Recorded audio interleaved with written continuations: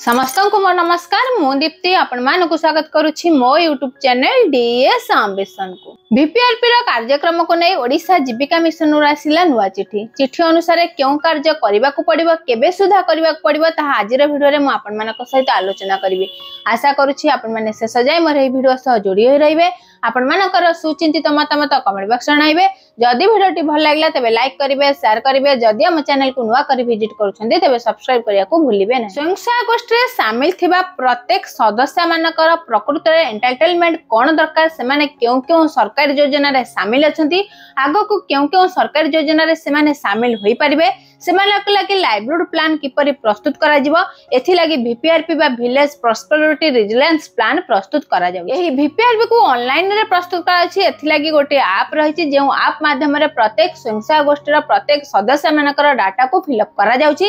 ता सहित आगामी दिन रे सेमाने क्यों प्रकार योजना रे शामिल हेबे सेमाने क्यों प्रकार जीविका रे शामिल हेबा को चाहुछन्ती सेमाने को क्यों प्रकार सहयोग आवश्यक सेथि लागि सेमाने प्लानिंग प्रस्तुत निजे करि पारे। तो एहा को करबा को हेले निश्चित भाबे प्रत्येक सेल्फी सिम होंतु बा एमबीके होंतु प्रत्येककर आईडी पासवर्ड रहितबा आवश्यक।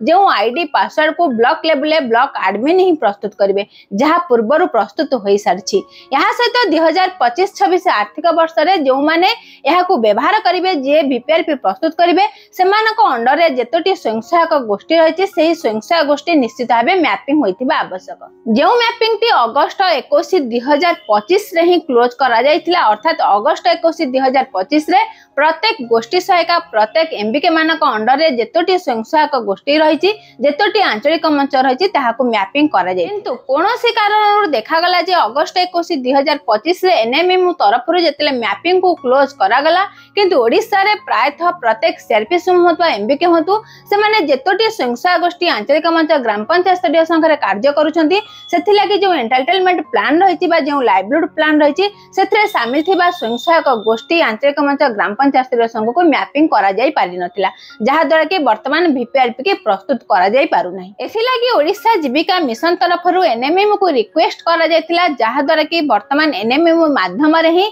आउ थरे रिओपन करा जाउछि जहा द्वारा कि प्रत्येक स्वयं सहायक गोष्ठी प्रत्येक आंचलिक मंच प्रत्येक ग्राम पंचायत स्तरीय संघ को पुनः बीपीआरपी रे आउ थरे मैपिंग करा जाय। एही मैपिंग नवेम्बर 4 9:30 AM ठारू आरंभ होई नवेम्बर 7 संध्या 6टा जाहि कार्यकारी हबो। एही समय मध्य समस्त स्वयं सहायक गोष्ठी आंचलिक मंच ग्राम पंचायत स्तरीय संघ को निश्चित भावे मैपिंग करा जिवो। जो सीआरपी सेम माने जो एमबीके माने कार्य करूछन्ती तांको अंडर रे जो स्वयं सहायक गोष्ठी जाउछि बा आंचलिक मंच जाउछि बा ग्राम पंचायत स्तरीय संघ जाउछि प्रत्येक संगठन को निश्चित भावे मैपिंग करा जिवो। तेणु निश्चित भावे एही समय सुधा ताहाको मैपिंग कले बीपीआरपी रे जो अपलोड करिबारे असुविधा होउछि ताहा आगो को असुविधा हेबो नै। बीपीआरपी रा समस्त डाटा समस्त मेंबर मानकर समस्त स्वयं सहायक गोष्ठी रा आंचलिक मंच रा ठीक भाबरे देई हेबो जहा द्वारा कि जो आगामी दिन रे लक्ष्य रहिछि ग्राम सभा रे ताको पास करा जिवो बीपीआरपी के प्रस्तुत करा जिवो ताहा निश्चित भाबे साकार होई। तो यहा थिला ओडिशा जीविका मिशन रु आसीथिबा गुरुत्वपूर्ण चिट्ठी। तो निश्चित भाबे प्रत्येक स्वयं सहायक गोष्ठी आंचलिक मंच